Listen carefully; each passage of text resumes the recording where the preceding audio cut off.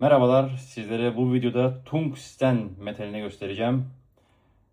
Pozitif yüklü tungsten iyonları elde etmek için kullanacağım tungsten saf tungsten elektrotlar 99-95 yani 3N5 saflığında tungsten elektrotlarım.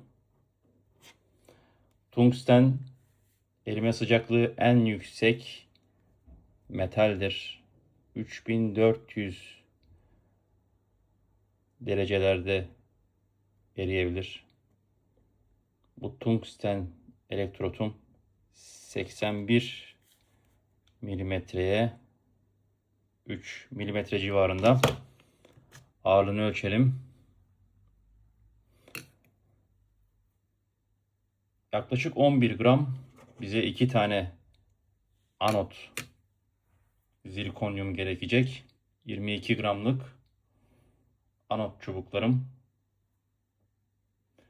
Şu anki ekonomik değeri yaklaşık 65-70 euro civarlarında.